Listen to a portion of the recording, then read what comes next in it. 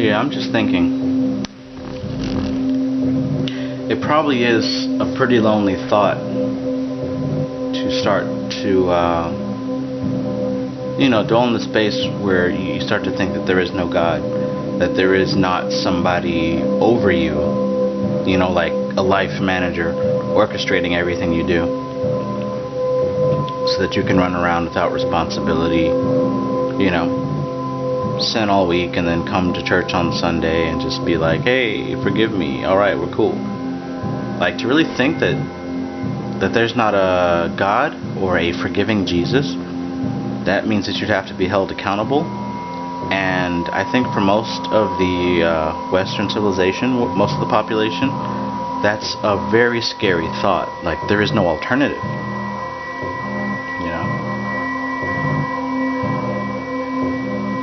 So anything outside of Christianity for the Christian mind can be very difficult, I'd imagine. And I'm sure it could be even more daunting to think that you are in control of your life. That you're the one who causes the effects to happen, You're the one who's making the waves in the pond, so to speak.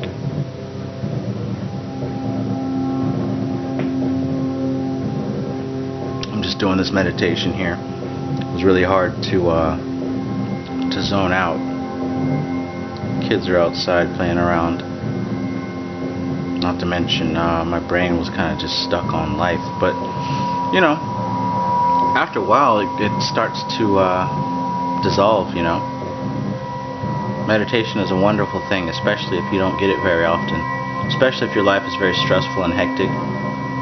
If you can carve out a space, preferably after you wake up and before you go to sleep, but anytime in between that you can find, to just be still and to stop focusing on your thoughts and to just watch them pass by, like an ocean or like traffic. Just watch the thoughts race by. Don't attach yourself to them. Feel the emotions rise and fall, but don't attach yourself to them. For example, you'll be thinking about your grocery list and your bills and what little Johnny has to do tomorrow at school and this, that, and a third. Just look at those thoughts. Observe yourself. Like, be outside, right? Be objective about it, right? Not subjective. Be outside of it and watch. Watch this human creature run frantically in its mind on all these things that don't really matter, right? And just see how long you can sit in that space of unattached observance. Just watch all these things go by.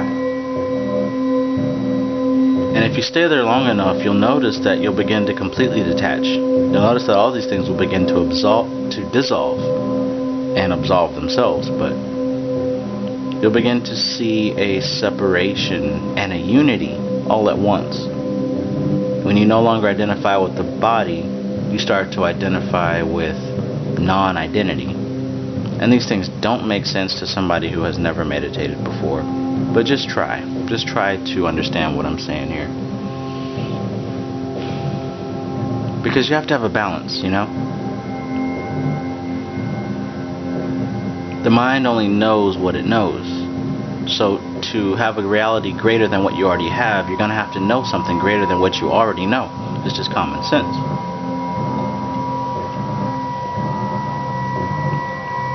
A lot of people complain that their magic doesn't work.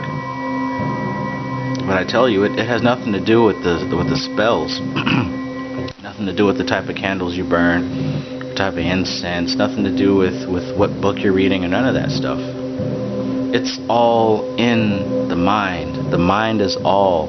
The universe is mental. It's a mental construct that exists within the mind. I tell you, every spell, it doesn't have to be anything fancy. It can be written by a 6th grader.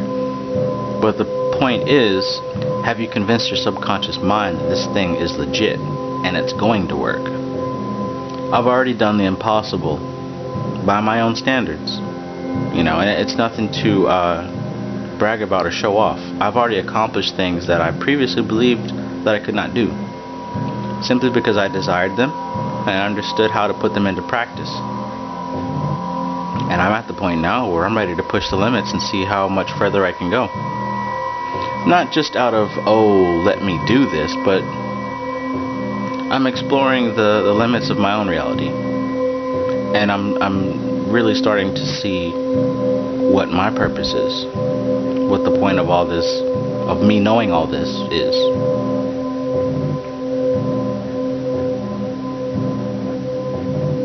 It's almost as if the universe is forcing me to do YouTube videos because there's no one around me in my circle that I can really talk to about this. And I'm a natural born teacher. I have to get this out, you know. And they say you come to a certain point in mastery where you cannot exceed past the point you are until you begin to teach others. And I think that I've been at that point for a long time. And I've avoided doing these videos for a long time.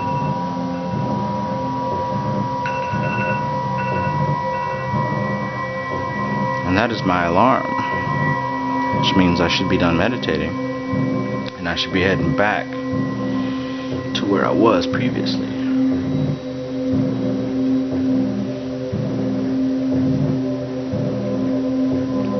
I need you to really remember and understand that there is nothing greater than your mind. There is no power that exists outside of your own fucking mind that is superior. Your mind is everything. Your beliefs, those things that you know beyond a shadow of a doubt, those things are the most important and the most paramount. All the magic and the studies and the books, they're ways of really categorizing the information and organizing it in your logical mind so you can kind of have a starting point to move from. It's great to learn about Kabbalah and the Tree of Life and the Clip-Off, the Tree of Knowledge of Good and Evil. It's great to learn about the chakras because you gotta awaken your Kundalini and know about the different energy centers in the body. You know, the Kabbalah is more about the energy centers throughout the universe and how those patterns, you know, replicate through everything. Yeah, all these spirits are just labels, names that we put on different energy signatures, different vibrations of energy. So when you're reading and you're learning and you're studying, just keep in mind that these are all just tools, but all this stuff emanates from your own mind. It all emanates from your own mind. It's all coming out of your own mind. There's nothing outside of you watching over you that is so great and awesome. No, that's within you and behind you and throughout you. That's your subconscious mind. That's your higher self. That's your holy guardian angel. It's a fragment. You're a fragment of it. You're not going to learn this in Sunday school. You're not going to learn this from your friends or just, you know, some okey-doke joker on the side, Sammy Sausage Head. No, this is something that you have to seek and find. This is that pearl that you don't cast before swine.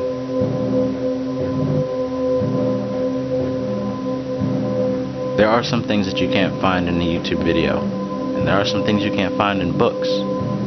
But the videos and the books should be helping you to get to a point where you can manifest the knowledge.